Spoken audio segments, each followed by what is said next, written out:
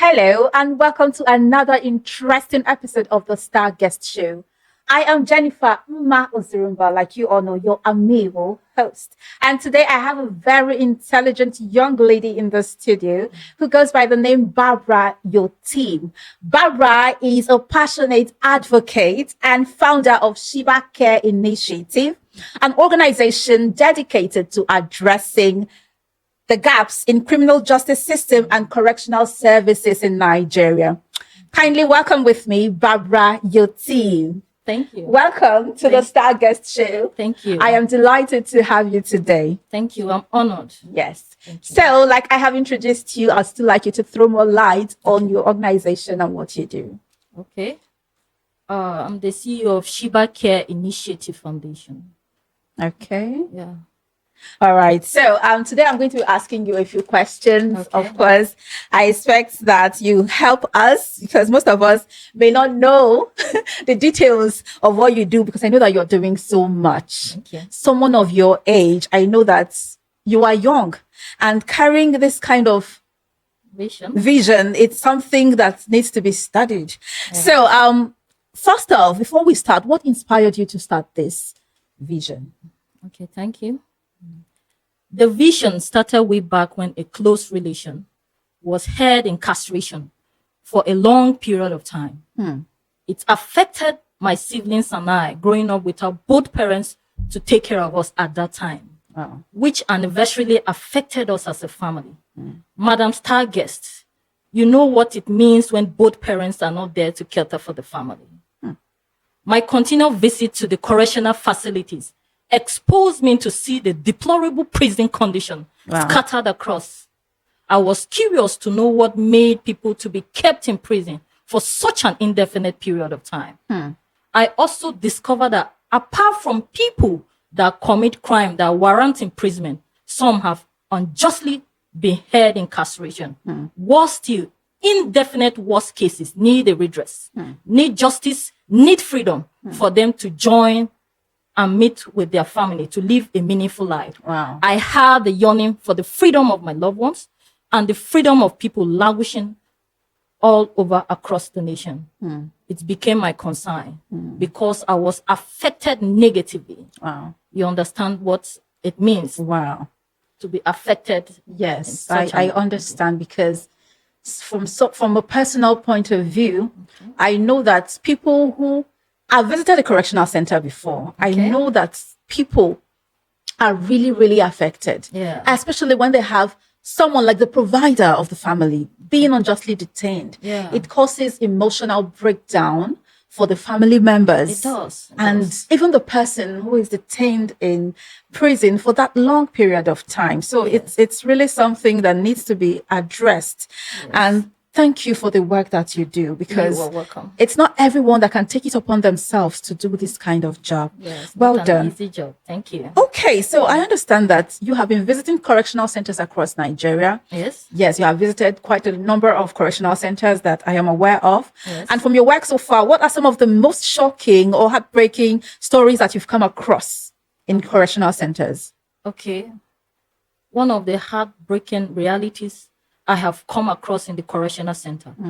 A lot of people are still on awaiting trial. From 5 years, 6 years, and 10 years. Locked up without no justice.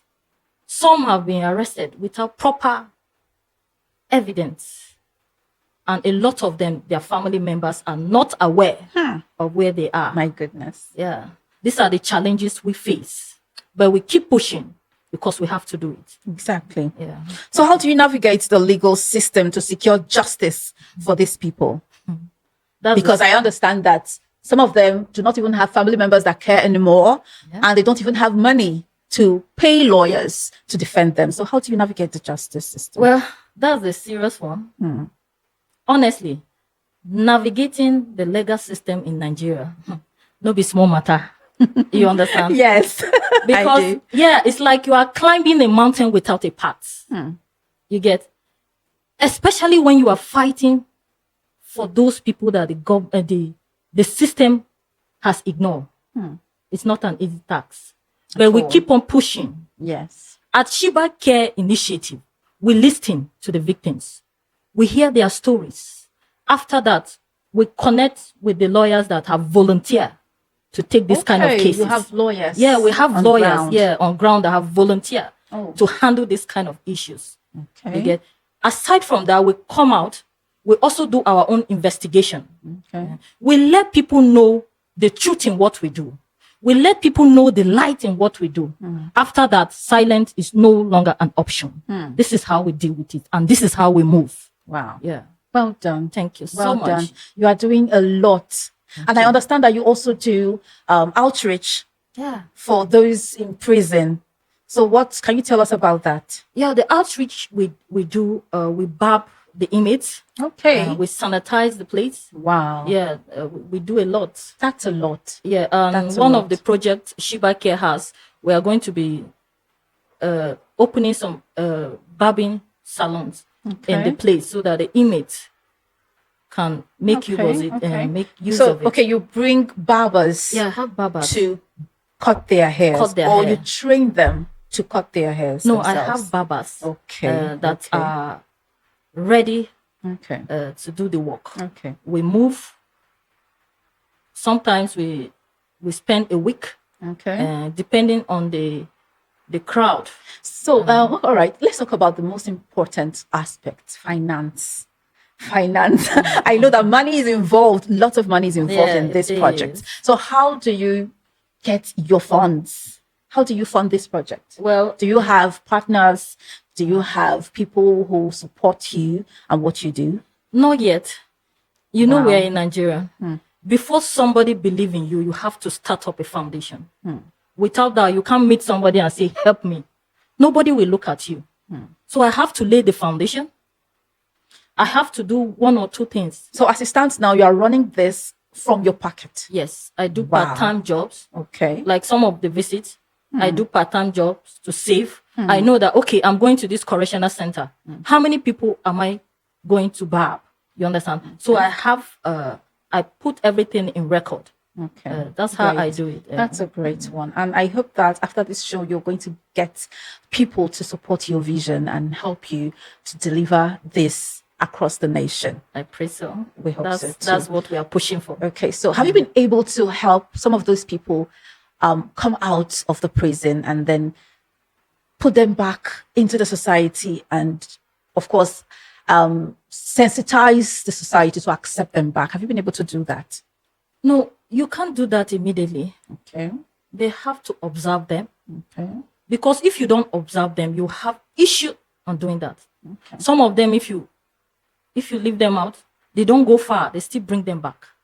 So you have to put an eye on them, Monitor them. monitor them, Close and supervision. the problem we're having in the correctional center is that they don't separate these people. The hardened criminals, they are put joined together with the fresh The ones innocent the ones. innocent ones that are coming And then in, they corrupt them. and they corrupt them. Wow.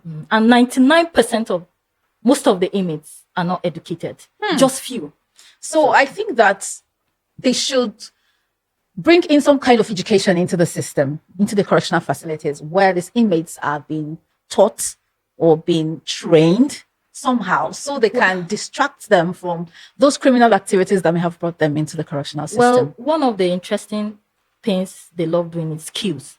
That's Okay. why we brought up this barbing. Okay. Set up a barbing salon inside. Okay. Then the ones that have 2 years, 6 months to come out, they train. After that, the government has The responsibility. yes for them Okay. to queue in. Okay, it's all right. So if you have the power to change one policy in the justice system today, what would that be? Overcrowding. That's one of the major issues. Yes, I remember one we of are the facing in the Yes, correctional yes, facilities. yes. I can remember one of the correctional centers that they took me around.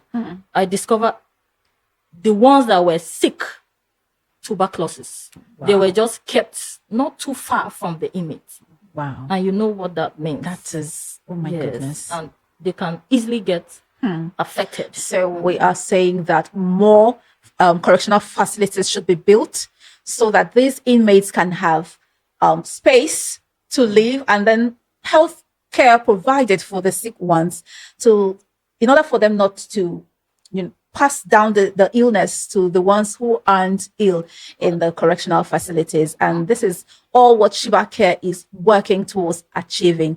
And I hope that the federal government and all those who are responsible for this can look into it and see how they are able to provide a conducive environment for the inmates. Shiba Care, I'd like to find out what your favorite quote is. What's your favorite quote? Short and sweet. Short and sweet. Just like you sound short and sweet. Okay, that's interesting. Thank you so much for giving us your time. You know, I had to follow you. I followed you everywhere, down to Ghana to bring you to Nigeria. Thank you for honoring this invitation and giving us this time to ask you questions. Take it easy on us. There's one day I came home, I was just going through my phone. I just saw one of your content. You were just pronouncing. I say, Madam, please. You know, I'm a diction coach. I'm a diction coach, and I want people to speak right. So I am always on their necks. You're doing a good I job. want them to speak right. You're doing a good job. And thank you so much for honoring us. And this show is just meant to give people the opportunity to express themselves, to make themselves known. So that others can be able to reach them. So Shiba Care, how can your prospective supporters or people who want to partner with you, how can they reach you? Okay, we have a platform, Facebook, Instagram, Shiba Care Initiative.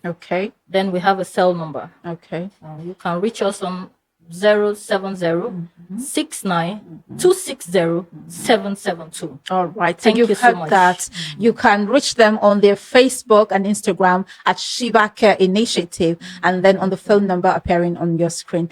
Thank you so much. We have come to the end of today's episode of the Star Guest Show, and we're so delighted that we had the honor of bringing Barbara Yotim to our studio. She is the CEO of Shiba Care Initiative, and we hope to bring her next time. I hope you give us the honor.